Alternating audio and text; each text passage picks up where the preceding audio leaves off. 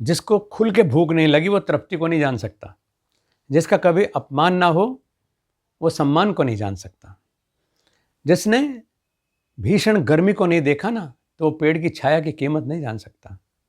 ठीक इसी तरह से जिसने रुदन नहीं देखा वो हास्य और आनंद को नहीं समझ सकता। हमारे साथ गड़बड़ क्या होती है कि हम जो अच्छा नहीं लगता उसको बिल्कुल नकार देना चाहते हैं, अपनी लिस्ट में से उसे काट देना चाहते हैं, और इसके दुष्परिणाम हमारी पीढ़ियों को भोगने पड़ते हैं। उन्होंने मेहनत नहीं देखी, उन्होंने मार नहीं देखा, उन्होंने संघर्ष नहीं देखा, उन्होंने नो सुनने की आदत छोड़ दी। आपके सामने बच्चे गलत अगर सिफारिश लेकर के भी आते हैं, इच्छा लेकर के आते हैं, तो आप एकदम उसे पूरी करना चाहते हैं कि वरना रो पड़ेगा, वरना नाराज़ हो जाएगा।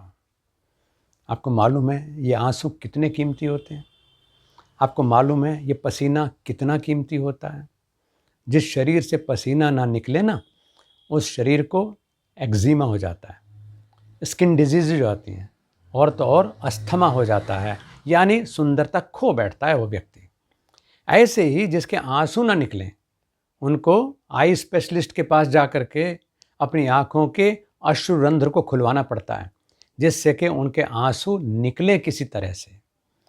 अगर कोई बहुत दुखी भी है तो हतप्रभ होकर के, सदमे में जा कर के उसका रोना छूट जाता है, तो पूरा परिवार कोशिश करता है कि इसे सदमे से अगर उबारना है तो किसी तरह इसको एक बार रुला करके देख लो, किसी तरह रो पड़े हुए तो अच्छा है। अगर आंसू आए तो हम सहजता में जीना सीखते हैं, हम दुख की अभिव्यक्ति करना सीखते हैं। अगर आंसू आए तो हमारी आंखें निर्मल हो जाती हैं। अगर हमारे आंसू आए तो हमारी आंखों में लुब्रिकेंट अलग से डॉक्टर को नहीं डालना पड़ता है। मैं ये नहीं कह रहा हूँ कि आप हर समय रोते ही रहें, नेगेटिविटी में चले जाएं, नहीं। आंसू आनंद के भी होते हैं, आंसू अनुभूति के भी होते हैं। आंसू दूसरे के द्वारा पीड़ा देने पर नहीं निकलते, बल्कि आंसू अपने भीतर से आनंद के अश्रु भी आंसू ही होते हैं। बच्चों की मनमानी मत होने दीजिए, वरना वो इतना आदी हो जाएंगे अपनी मनमानी करने के कि आपको ही उनकी मनमानी की कीमत चुकानी पड़ेगी।